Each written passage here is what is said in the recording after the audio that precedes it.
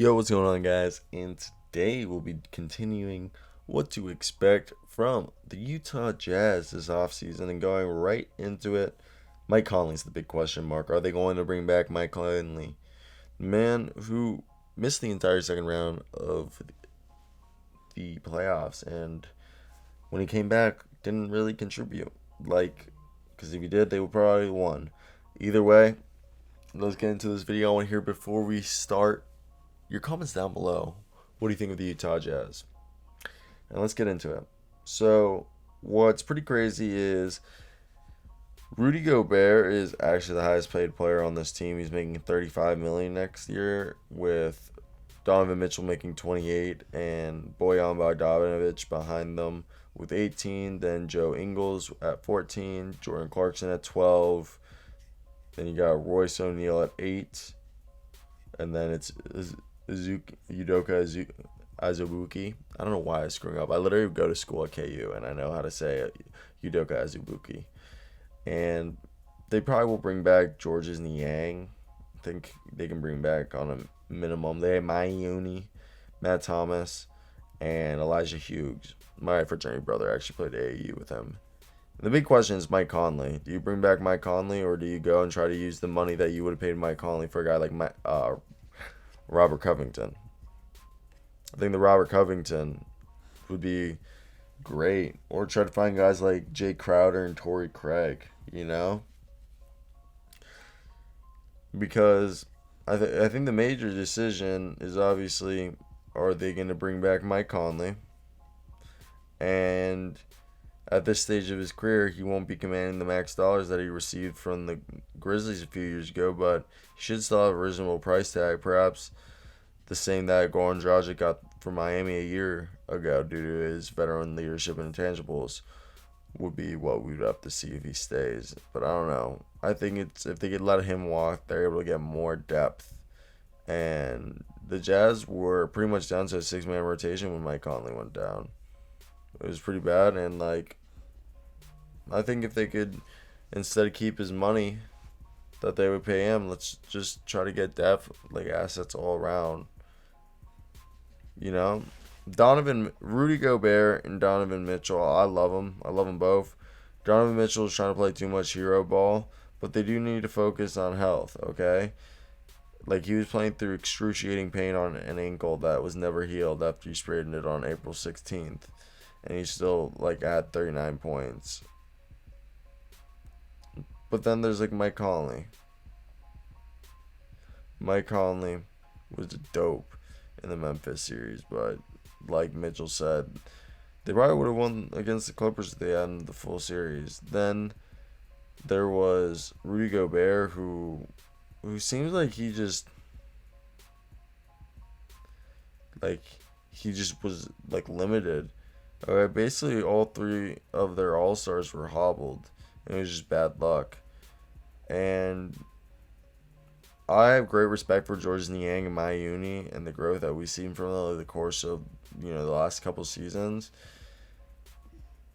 They need to find a guy who can let them, when Rudy Gobert goes on the floor, they can go into a small ball 5 situation or another strong wing defender, so they don't have to be with Derek Favors, because Derek Favors can't keep up with the rotations or the penetration with the Clippers. They were just break-ins.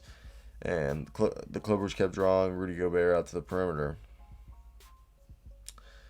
Quinn Snyder, I really like him as a coach, and I'm not going to talk shit about him.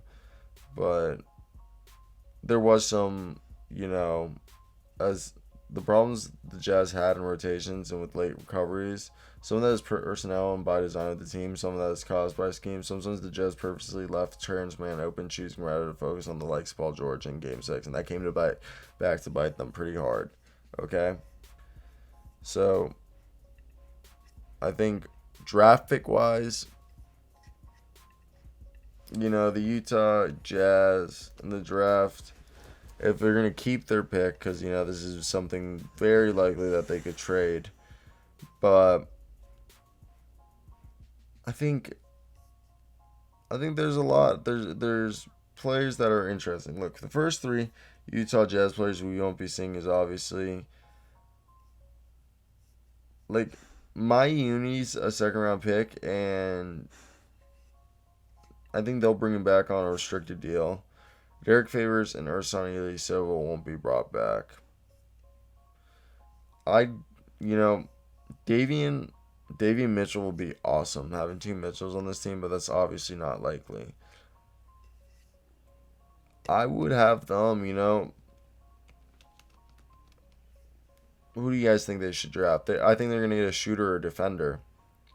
Man, there's a good amount of defenders in this year. Like Josh Christopher could be someone they get, or Roku Perkichin. Two guys. Terrence Shannon Jr., Brandon Boston could be a guy. Max Amas.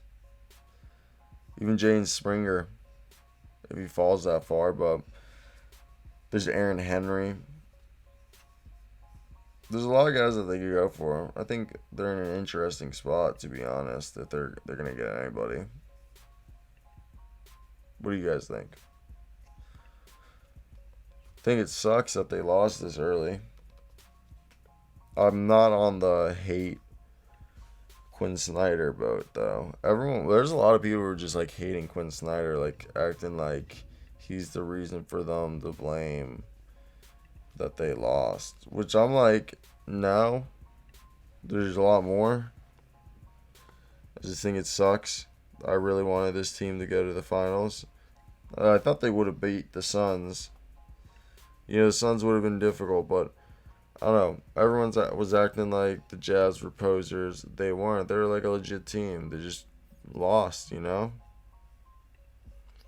Still found it highly entertaining. I think, again, they need to get more depth. They have like a 9 or 10 man rotation. Then maybe get, more. I don't even freaking know. More shooting and more perimeter defense.